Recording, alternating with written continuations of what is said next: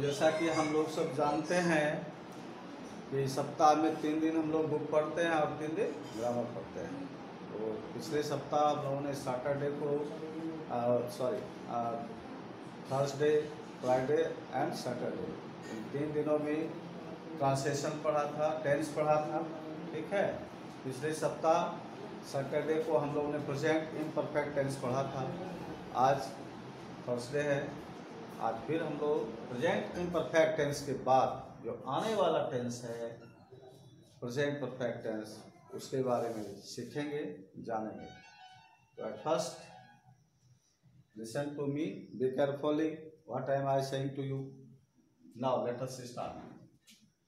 ये हमारा आज का है present perfect tense. Present perfect tense का रूल कहता है, इसकी डेफिनेशन क्या कहती है वो समझिए। A tense which denotes an action had done by the subject before is called present perfect tense। इसे फिर से सुनिए। A tense which denotes an action had done by the subject before is called present perfect tense। इसका अर्थ ये हुआ कि वह काल जो दर्शाता है कि क्रियाकर्ता के द्वारा कोई भी कार्य जो पहले ही किया जा चुका हो। इसको फिर से सरल भाषा में समझिए। कहता है कि वह काल जो दर्शाता है कि कर्ता के द्वारा कोई भी कार्य जो पहले किया जा चुका हो, उसे हम प्रेजेंट परफेक्ट टेंस कहते हैं।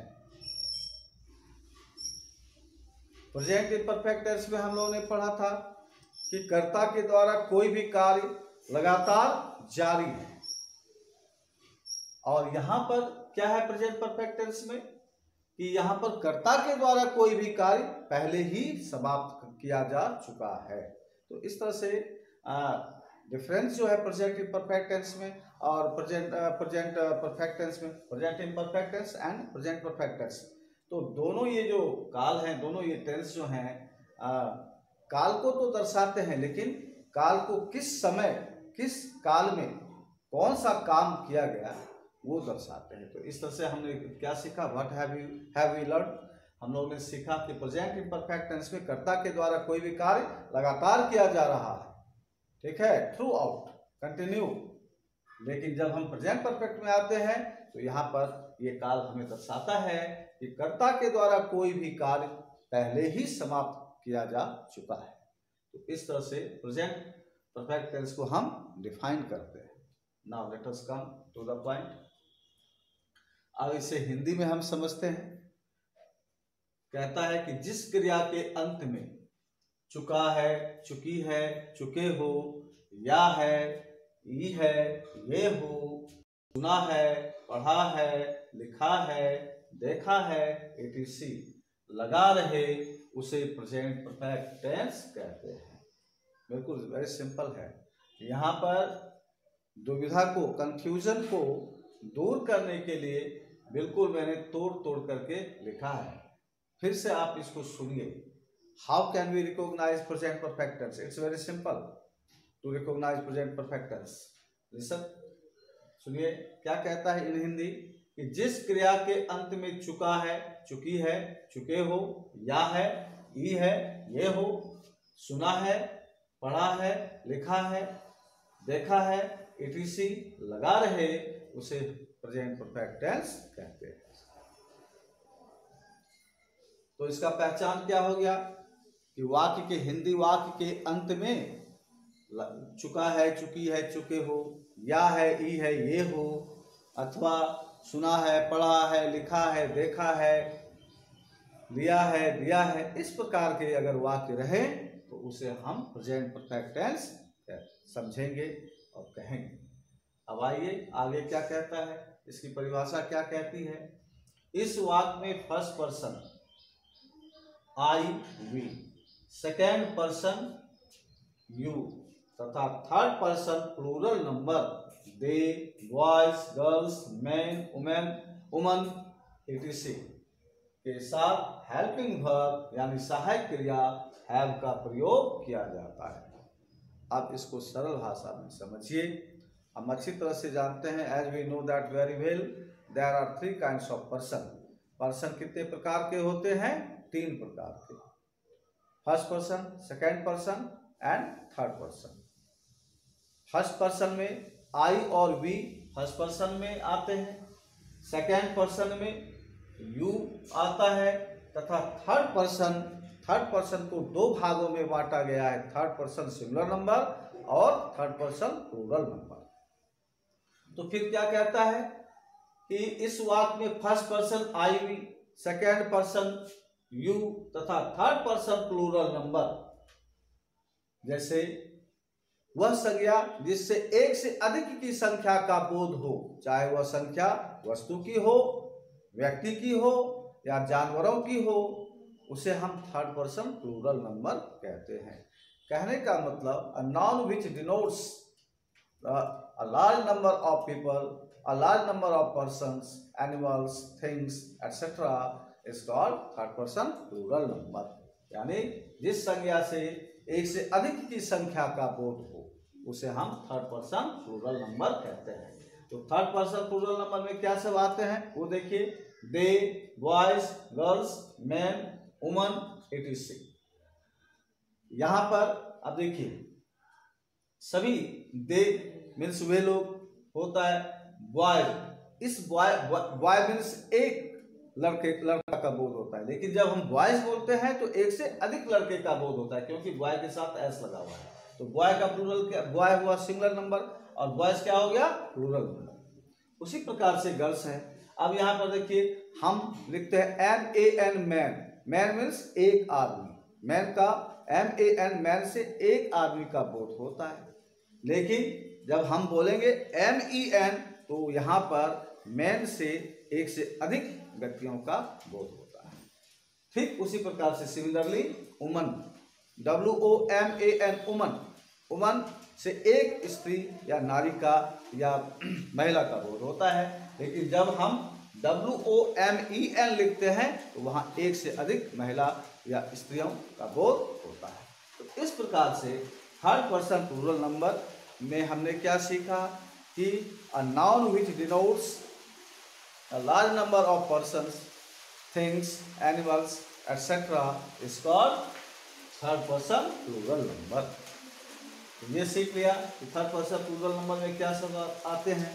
तो अब रूल क्या कहता है, फिर से सुनिए। इस वाक्य में first person I we, second person you तथा third person plural number they, boys, girls, man, woman etc के साथ हेल्पिंग वर्ब यानी सहायक क्रिया हैव का प्रयोग किया जाता है।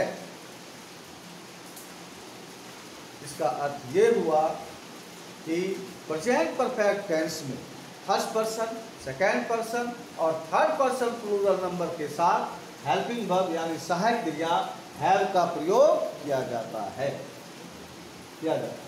किंतु थर्ड पर्सन सिंगुलर नंबर, किंतु अन्य पुरुष एक वचन। थर्ड पर्सन सिंगुलर नंबर का मतलब क्या हुआ? अन्य पुरुष एक वचन। That means a noun which denotes only one number of person, thing, animal etcetera is called third person singular number. इसका मतलब ये हुआ कि वह संज्ञा जो एक की संख्या को दर्शाता हो, चाहे वह संख्या वस्तु की हो, व्यक्ति की हो या जानवर की हो या किसी और अन्य चीज की हो, जिससे एक का बोध होता हो, उसे हम थर्ड पर्सन सिंगुलर नंबर कहते हैं। जैसे he, she, it, Raju, Rekha, boy, girl, man, woman etc। अब यहाँ पर आप देखिए कि जितने सारी चीज लिखे हुए हैं सभी नाउन से, सारे के सारे नाउन्स हैं। इन सभी से जो है, इन सभी संज्ञा से एक का बोध होता है। तो यहाँ पर रूल क्या कहता है कि किंतु third person singular number he, she, it, Raju, Rekha, boy, girl, man, woman etc के साथ हेल्पिंग वर्ब हैज तथा क्रिया का तीसरा रूप ही, फ्री का प्रयोग किया जाता है।